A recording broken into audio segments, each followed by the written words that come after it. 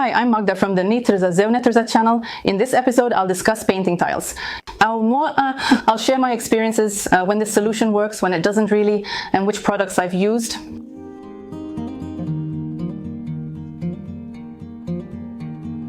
In my kitchen, there are tiles on the floor, on the countertop, and on the walls.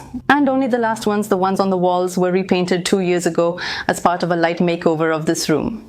If you follow wnetrzazewnetrzaofficial on Instagram, you've probably seen the reel showing the results. Before, after, and the reel were made with Tikurila. This video is not sponsored. Just to be clear, I'll be talking about different paints here, because I've used various ones in my life. Here, as you already know, Tikurila paints were used, specifically the Luya paint. This is important because Tikurila used to offer different paints for painting tiles, and it required first applying a primer and only then the actual colored paint. At this point, the Luya paint is enough. You can apply it directly to the tiles, so it's much more convenient.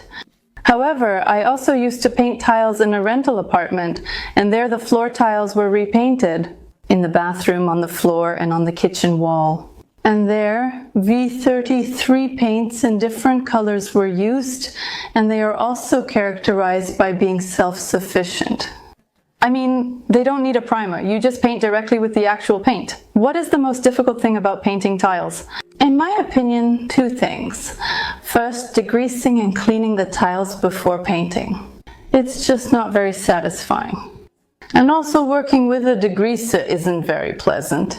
Since it's a chemical agent, you must handle it carefully, wear gloves and wash it off with water. There's a bit of work involved, not a lot, but still, you don't really see such a spectacular effect afterwards. However, painting itself is a bit more difficult than, for example, painting a wall, because the paint dries quickly.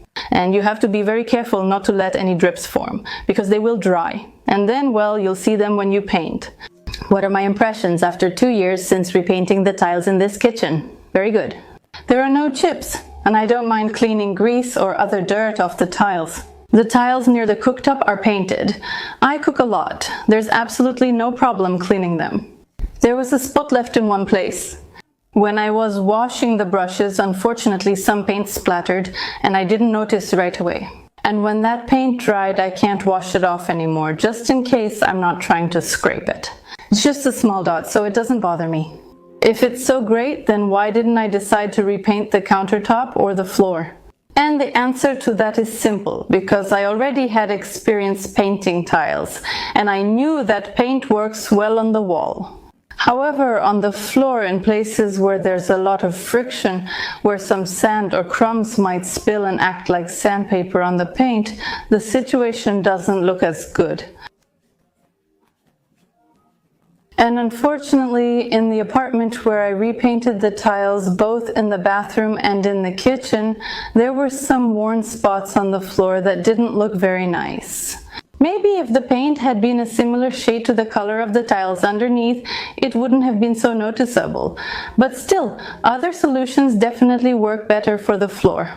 For example, polyvinyl chloride tiles, which are thin and can be laid on top, or any kind of flooring, like linoleum with a nice pattern. There's no problem covering the whole floor, and it definitely won't wear out as easily. I think microcement could also be a good idea, but that's already a bit more expensive solution. In some rooms you can also lay tiles on top of tiles, but that's a bigger difference in height and it won't work everywhere. So if you're thinking about repainting your tiles at home, I definitely recommend this solution, but much more for repainting wall tiles than floor tiles. Also, make sure to really clean the tiles well before painting and rinse off the degreaser so the paint will adhere properly. Let me know in the comments if you also have experience with painting tiles, how it went for you, and what kind of paints you used. In the video description, I'll leave links to posts on my blog where you can find different makeovers based on painting. They are often impressive, and it's really a great way to cheaply transform your interior.